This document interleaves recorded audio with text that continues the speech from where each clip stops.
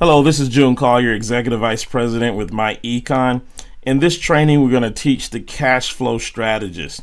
So log into your back office, and in your back office, across the menu bar, you're going to find the tools. Hover over tools, and then you're going to see Cashflow Strategist. Go ahead and click on Cashflow Strategist. Once you're inside of the Cashflow Strategist, what we want to do is we want to create a new Cashflow Strategist. Now you can create as many of these as you want to, but we're going to create a new Cashflow Strategist. Let's give our Cashflow Strategist a file name. In this example, we've named the Cashflow Strategist John Sample 500. Now let's take a look at our top 5 financial goals. We want to number these goals 1 through 5 in the boxes below of most important to you to least important. Note that everyone's going to have a different priority list, but we want you to just list down your priorities here with your top financial goals. The next thing that we're going to look at is our retirement freedom goal, and we're going to go through each one step by step. The first question asks, what's the least amount of monthly income you desire at retirement? Now let's be realistic with this one. Remember, you can create multiple cash flow strategists. So if you want to be, on the high side, you can do that. But in this case, we're just saying that we want $6,000 a month. That's what we're living on right now. That's what we feel like we'll be able to live off of during retirement. So we're asking for $6,000. The next question is, what year at the latest do you plan to retire? So we've entered 2030. Question number 3 asks, how much of your monthly retirement income do you expect to receive from Social Security and company paid pension plans? Not what you will receive from your 401k, 403b, IRAs, CDs, etc. So this is strictly Social Security and pensions. So if you don't know what you're going to receive or don't know an estimate, you can go to ssa.gov and they will give you an idea of how much you would receive in Social Security payments. In this case, we're going to put down $1,500. Question number 4, what is the approximate value of your investment portfolio now? So what do we have in mutual funds, 401ks, IRAs, excluding the company paid pension plans and Social Security? So we have saved right now in our retirement, we have saved $15,000. So we're going to put $15,000. Question number 5 asks, how much money do you currently invest monthly on long-term savings? I'm going to put $100 here. Again, these are your numbers, so you want to answer these questions truthfully.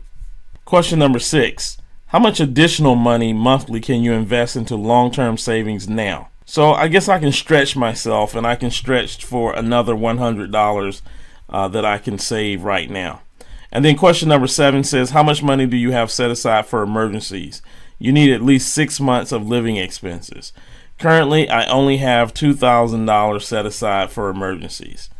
Question number 8, do you feel you currently have a plan in place to accomplish your retirement goal in your desired time frame? The answer to this is no.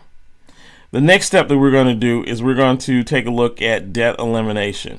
So we're going to start entering some of our creditors for our debt elimination. As we're entering our creditors or our debt elimination plan here, if you have more debt to add than boxes that are available, there's a button here that says add. If you'll click that, that will create an additional box for you so that you can add additional debt.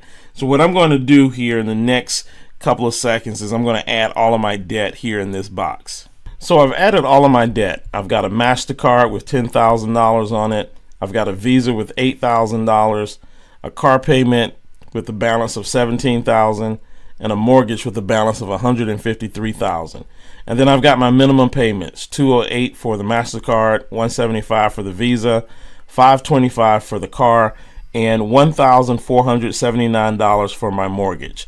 So I've added all of my debt in this box.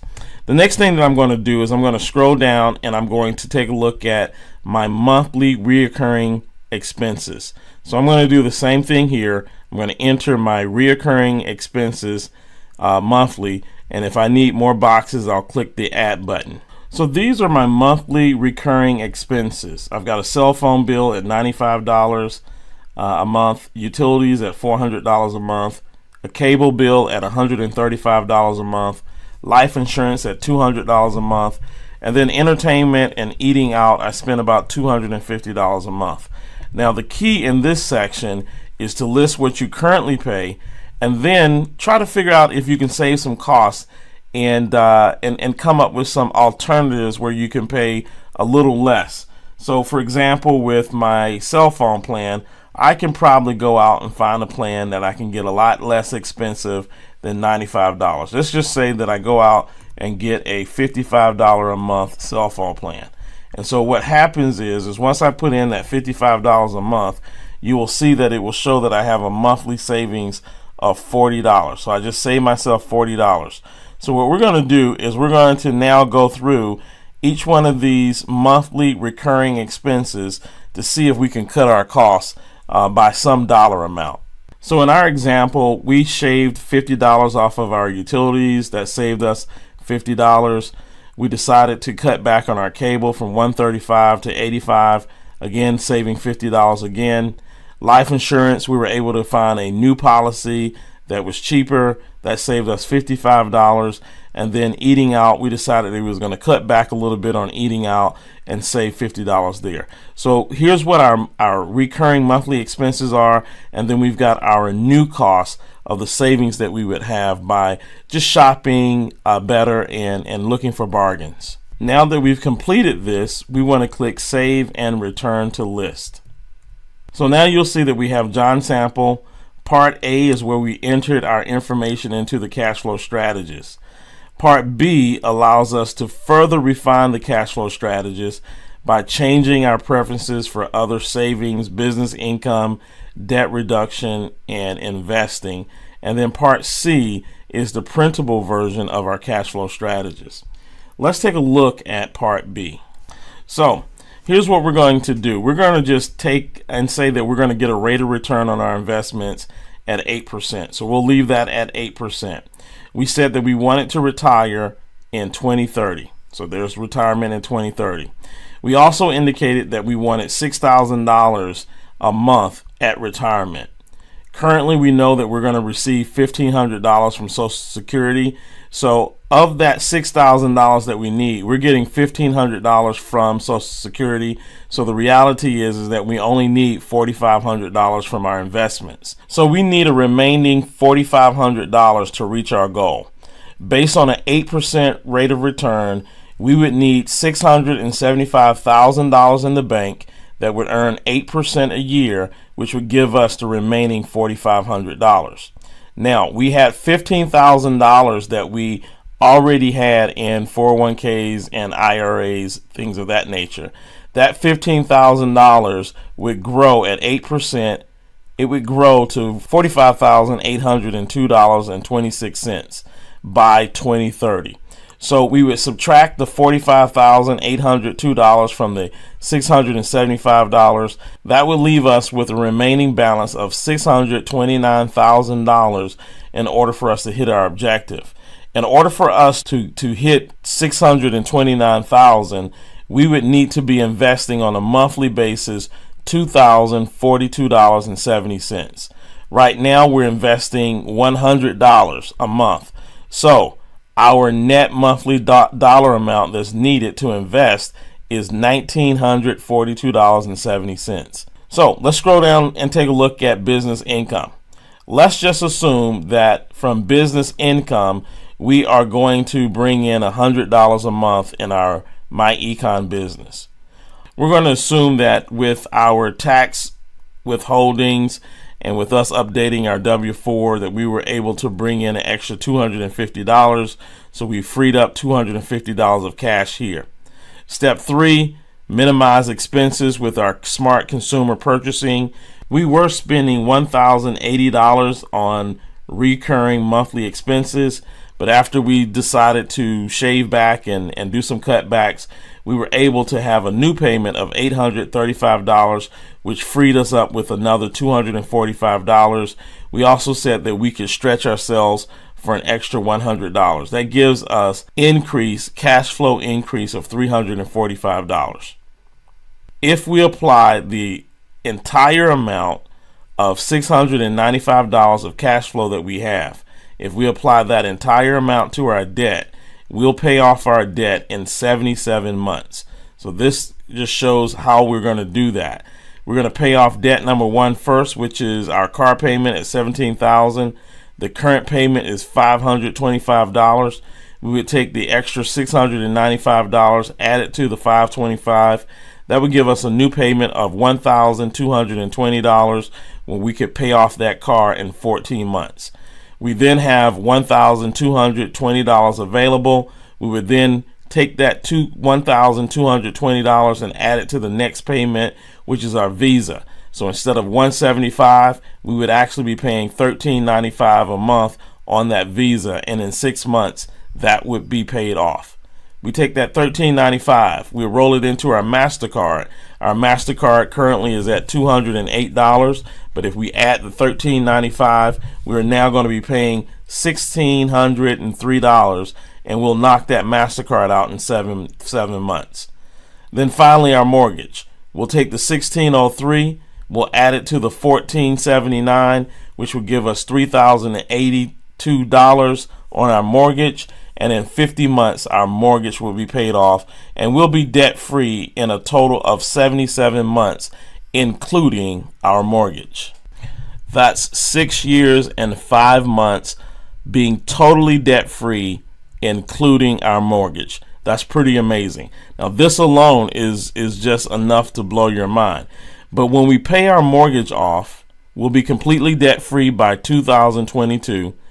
The cash flow that's created from the debt elimination will be $2,387, and our available net monthly cash flow is $3,082. So now we've got this $3,082 that's sitting here that we can now apply to our investments. So now we're going to take that $3,082 and apply it to our investments. Now, if you want to use some of this for yourself, you can go in here and make some changes, and it will update the day that you'll be able to retire. But we're just going to say that we're going to throw the entire $3,082 towards our investments. So let's take a look at what happens if we take that $3,082 and apply it to our investments. So let's make sure that you understand this portion here, because sometimes people can get tripped up on it. Remember, we started in 2016. We already had $15,000 saved in IRAs and 401ks. We also were already investing $100 a month into our retirement. So we had $15,100. All the rest of the money was used towards debt elimination. So you didn't see any money that was going on here. But that $15,100 grew. And by the time we became debt free in 2022, we had $25,020.11. We also had $10,000.20 that we had been investing from the $100 a month that we were putting towards our investment. So a grand total of the $25,000 plus the $10,000, that gives us a grand total of $35,040. So the day that we became debt free, we also had $35,040 in our investments. Now that we have $35,040 in our investments, we come here and we start to invest. So what you're going to see is our existing portfolio is continuing to grow. So this money is money that started with the $15,000 and is continuing to grow. We also have our existing monthly investment of $100. That amount of money is continuing to grow as well. So if we take the $27,000 plus the $12,000, that's going to grow to $39,000. But look what happens. We now take the $3,082 that we had now saved to add to our investments. $3,082 over a 1 year period is going to grow to $38,370. So if we take that $38,000 plus the $39,000 that we have here, that's going to give us a grand total of $77,000 in our investment. And then this thing really begins to start snowballing. And as you can see, all of the money that's being added up starts to really snowball. And by the time we reach 2033, we have reached our goal of having $754,000 in our bank account. More than enough for us to meet that goal. And if we decide that we just want to continue to push on for another 20 years, you can see that we can actually accumulate over $5 million over another 20-year period, 20-year period. So this is your cash flow strategist. Make sure that you go in, you fill in the numbers, you take your numbers, be realistic so that you can understand what your blueprint looks like and how long it's going to take you to get out of debt, how long it's going to take you to pay off your house, how long it's going to take you to save the amount of money that you need to retire comfortably.